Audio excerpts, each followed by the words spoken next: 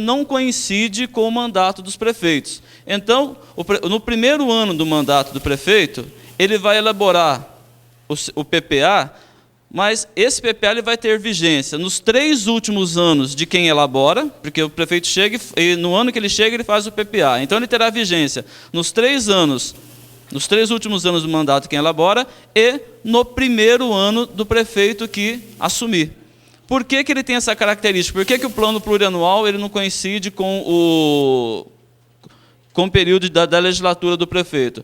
Para que o prefeito que entra, ele obrigatoriamente ele tem que executar o último ano do plurianual do prefeito que saiu. Ou seja, ele tem que dar sequência naquelas obras que foram feitas. Ok? É por isso que o último ano do plano coincide com sempre com o primeiro ano do mandato do Poder Executivo. Bom, então, esse plano plurianual é um pacote de intenções daquilo que se pretende fazer por 4 anos. Né? Então, é um grande pacote de intenções, e ao longo desses 4 anos, o Poder Executivo lá, ele vem para esse pacote de informações e vai priorizando aqui na LDO. Então, o plano plurianual, ele dá orientações, ele dá diretrizes para se elaborar as leis de diretrizes orçamentárias. Então, na verdade, quando eu vou fazer essa segunda fase do processo de planejamento, no processo de orçamento, vou fazer minha LDO. Então, o PPA, o último PPA que foi feito, o PPA que está em vigência, ele foi elaborado em 2005, ele foi elaborado por Poder Executivo em 2005, encaminhado para a Câmara em 2005, é aprovado também em 2005, e ele tem como vigência 2006 e 2009. Então, é esse pacote de informações aqui que vai alimentar, que vai gerar informações para que sejam feitas as diretrizes orçamentárias e a lei orçamentária de 2006 a 2009. Então, quer dizer, nós temos hoje, se nós chegarmos lá no Executivo, ou se nós viermos aqui à Câmara, perguntar, mas o que se tem planejado para se investir em Barretos até o ano de 2009? O que o Executivo pretende fazer até o ano de 2009? Nós vamos encontrar essa informação nesse chamado plano plurianual, que já foi, né, encaminhado para o Poder Executivo e já devidamente aprovado aqui pelo Legislativo. Okay? Então, o processo de planejamento funciona dessa maneira.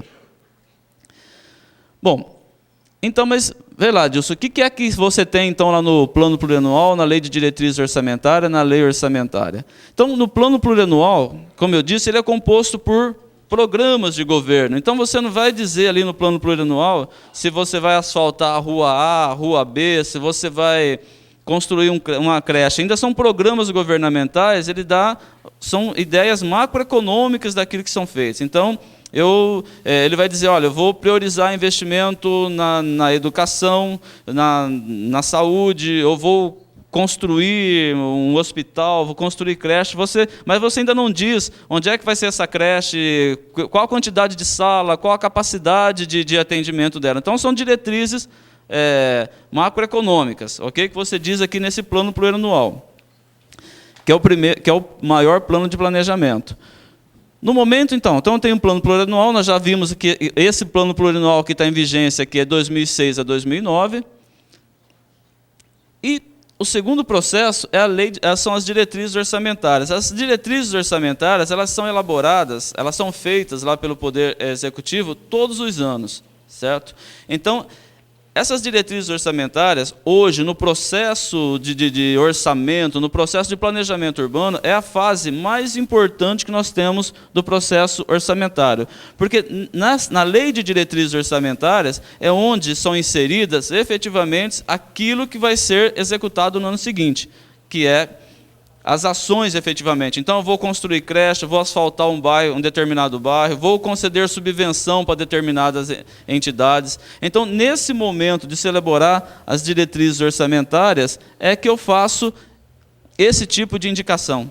É nesse momento das diretrizes orçamentárias é que a comunidade, né, o Poder Executivo, é de iniciativa também do Poder Executivo elaborar essas diretrizes orçamentárias. Né? O Poder Executivo ele é obrigado a fazer audiências públicas, ouvir a sociedade. Então, ele faz sempre 1 ou 2 audiências públicas, consulta lá os seus diretores para verificar aquilo que vai ser feito na cidade no ano seguinte. Né? Então, essa é a primeira possibilidade ali da sociedade participar do processo orçamentário, trazer indicações para serem inseridas no orçamento, são nessas audiências públicas que o Poder Executivo faz no momento que ele está elaborando as diretrizes orçamentárias, né?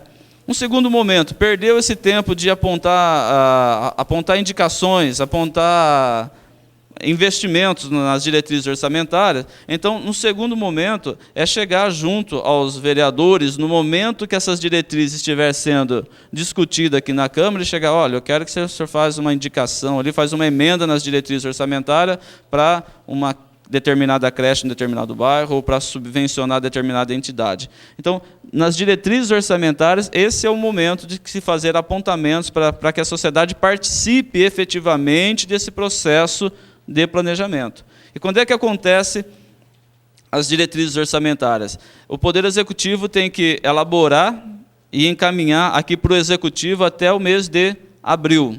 É isso, né, Milton? As diretrizes orçamentárias, e aqui no Legislativo ela tem que ser discutida e aprovada até o encerramento do primeiro período. É isso, né? Por quê? Porque é todo um processo que tem uma sequência. Então, uma vez acatada as sugestões da sociedade, dos secretários, uma vez elaboradas as diretrizes orçamentárias, vem para o Legislativo. Aqui no Legislativo ela é discutida, novamente se elabora uma série de audiências públicas para ouvir a sociedade novamente, com indicações do que deve ser inserido ali dentro, né? E aprova-se essas diretrizes. Essas diretrizes aprovadas, porque ela tem esse nome de diretrizes orçamentárias aqui, são essas diretrizes que vai orientar o Poder Executivo, então, a elaborar a lei orçamentária anual. Como vocês percebem, é tudo um processo, começando lá do PPA, que é para 4 anos, faço um filtro aqui de diretrizes, e essas diretrizes, então, dão orientações para que se elabore a lei orçamentária anual. Pois não. Vou perguntar o seguinte, assim, aquelas chamadas verbas carimbadas de educação, saúde, os percentuais, eles estão inseridos na LDO? Já estão inseridos na LDO. Não estou perguntando se já estão, se eles estão, e se, se, por exemplo, você vai ter lá tantos por cento para educação, tantos por cento, e aí já sobra, essa já está ali definida. Sim, sim. Depois disso, sobra uma parte que seria, sei lá, de livre provimento, e esse livre provimento que vem aqui para a lei de orçamento. Como é que é essa? Eu gostaria de entender isso aí. De uma forma geral, o processo, assim, isso está numa fala mais adiante, mas eu posso adiantar. Então, primeiramente, para se elaborar orçamento, você vê a sua possibilidade, sua capacidade de arrecadação, certo? Que eu chamo aqui de fonte de financiamento. Qual a minha capacidade de arrecadação para 2008 e de onde é que vai vir isso? Eu identifico isso. Muito bem. X. Desse X, então, você quer chegar assim, qual a capacidade de investimento? O que eu tenho recurso livre, por exemplo, no meu orçamento? Então, eu chego num X, que é o que eu vou arrecadar. Então, esse X aqui, a gente faz elaborar. Quando a gente elabora o orçamento aqui, a gente faz o orçamento do município. Então, desse X, eu tenho que ver quanto é que vai ser do Instituto, quanto vai ser da rodoviária, do serviço de água, da fundação e da Câmara, que são órgãos do município, mas que têm seus próprios orçamentos. Então, faça essa separação. Tudo está dentro da LDO. Eu estou falando aqui do ente municipal. O ente municipal compreende a prefeitura, a Câmara e as entidades autárquicas que existem no movimento. As entidades autárquicas e as fundacionais, né? A fundação também está incluída aqui. Então, primeiro você verifica a sua capacidade de arrecadação, e na hora de começar a distribuir despesas, o que você vai fazer? Bem, o que é que eu tenho que pagar todos os meses? Então você fala assim, bom, eu cheguei lá num X milhões que é a minha arrecadação. O que é que eu pago todos os meses? Bom, tem que pagar salário de funcionários, tem que pagar encargos de funcionários, eu tenho despesas com energia elétrica, medicamento, eu vou deduzindo isso tudo. Tudo bem, eu quero saber o que está dentro, assim, fazer uma diferenciação para mim, o que seria LDO e o que seria a lei orçamentária. Não, que são níveis de detalhamento. Porque se você pegar uma conta de despesa, por exemplo, lá, uma conta de despesa para pagar pessoal, por exemplo, na administração pública nós temos que ter várias, é como se fosse um plano de contas. Você imagina assim, que na LDO, no PPA, ele tem uma classificação pequena, que seria uma classificação mais sucinta. Na LDO, eu detalho um pouco mais essa classificação, E na lei orçamentária, eu digo detalhadamente que eu vou comprar material de consumo, que eu vou pagar prestador de serviço, que eu vou investir. Então, tudo está em todo o processo. Se você perguntar aqui, no PPA, tem folha de pagamento, tem encargos, está aqui. Então, você não está compreendendo minha pergunta e nós não estamos se encontrando. Então, tudo bem. Eu sei que ali o PPA é um plano de metas. Se você quiser um exemplo, como foi o plano de meta do Celino Kubitschek, 50 anos em 5. Ele foi lá certo, e fez é mais ou menos isso. Só que o nosso é para 4 anos. Aí, agora a LDO já é uma coisa mais específica, quer dizer, ali já começa a aparecer, por exemplo, quantos por cento é para a educação, é isso que eu quero saber, se é ali que aparece, tantos por cento para a educação, tantos por cento para a saúde... Vai aparecer isso claramente somente na lei orçamentária. Tá, essa era a pergunta. Porque, veja só, no meu... se eu te disser que a minha lei orçamentária é de 208 milhões, a minha LDO também é de 208 milhões, é isso que eu quis dizer. Então, quer dizer, tudo que está aqui está nessa peça também. Acontece que a lei orçamentária é que tem o maior nível de detalhamento. Então, eu quero saber assim, a educação deu 25% mesmo? Então, vai facilitar verificar aqui. Porque neste nível de detalhamento, que é a lei orçamentária, eu tenho meu dinheiro até assim, quanto é que eu vou gastar daquilo que eu arrecado, quanto é que eu vou gastar de dinheiro que vem da União, do Estado. Isso eu não tenho ainda na lei orçamentária. Eu tenho, assim, de valores totais, mas eu não tenho detalhadamente por fontes de recurso. Então, é isso que eu quis dizer. Todo o recurso que ingressa passa por todo o processo. Ele vai recebendo filtros maiores à medida que ele vai descendo na lei orçamentária e acaba aqui na programação financeira. Então, assim, detalhadamente, onde é que eu consigo verificar o quanto que efetivamente deixei com o ensino? Na lei orçamentária. Mas no processo anterior, o dinheiro da educação já estava lá, só que ele estava de uma maneira mais genérica. Só que aí que entra a lei. A lei diz assim, tem que ser tanto para o ensino, tanto para a saúde. Então, isso na lei orçamentária. Já é definido, eu não estou querendo saber em valor. O valor pode ser que eu nem vou obter aquele valor, mas o percentual eu tenho que cumprir. Você entendeu? Sim. Então, eu quero saber onde que aparecem os percentuais. Se já na LDO já está definido ali os percentuais para cada coisa. Sim. São percentuais que estão na legislação, mas acho que também essa não é uma pergunta. O programador de orçamento lá, ele sabe que no final do orçamento tem que ter 25% no mínimo para a educação, 15% para a saúde, no máximo 54% de pessoal por executivo e 6% aqui para o legislativo. Então, isso não precisa constar tacitamente da lei da LDO, porque são normas, aquilo que eu disse no início, são normas que eu como programador do orçamento lá, eu sei que no final das contas vai ter que acabar aqui. Agora o que o senhor está dizendo, onde é que eu, leigo, de repente o cidadão comum vai ler isso, vai ver isso? Está escrito em algum lugar lá do texto da lei da LDO isso? Não está, porque eu já sei que é uma ordem, um percentual obrigatório constitucional que eu vou conseguir ver claramente aqui, na lei orçamentária. Eu até não quero falar muito não, minha filha me perguntou, mas a senhora não vai falar, né? Olha, eu gostaria que, por favor, vou dizer para a senhora, desculpe interromper, mas que sirva para os outros que estão aqui na frente. Puxe o microfone para a frente da senhora, que a senhora vai ser melhor ouvida, e como se trata de uma audiência pública oficial, vai ser gravada a colocação da senhora. A minha filha, quando eu falei que eu viria aqui, a senhora não vai falar nada, né, mas só vai ficar quieta. Eu falei, não, minha filha, eu vou escutar e depois eu vou ver se eu vou falar. Eu não sei até que ponto, se nós tivéssemos dentro da União todo o orçamento voltado principalmente para o município, eu tenho uma certa canseira de ver que todo o orçamento vai para a União. E eu acho que uma porcentagem maior deveria ficar realmente igual em outros países em que o orçamento maior, a dotação maior fica com o município. E quando a gente vê, vai para a União. E a União é que resolve para onde vai. Isso me dá uma canseira, sabe? Eu tenho uma canseira disso, de ver que nós ficamos aqui à espera de ver o que é que vem. Eu sei que o município tem arrecadação própria, recebe, etc., etc. Mas, de alguma maneira, tudo que é arrecadado vai para a União, e a União é que resolve. E isso...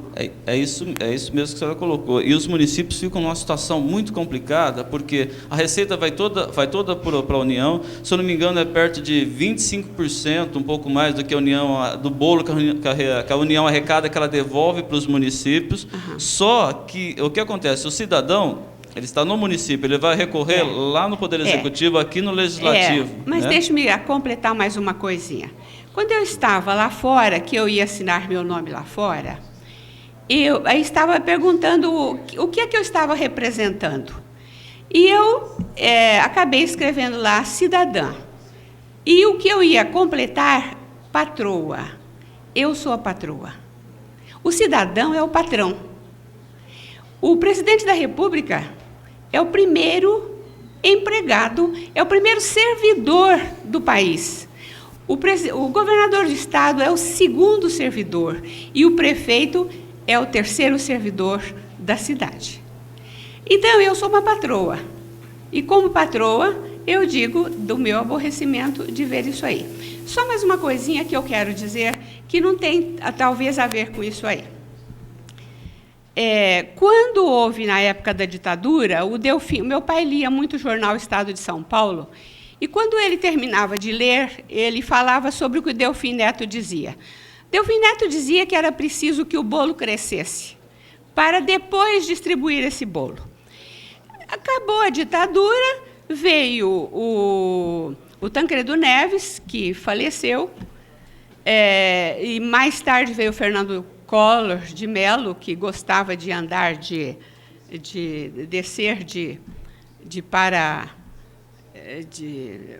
aquele brinquedo que a pessoa desce como se fosse de paraquedas.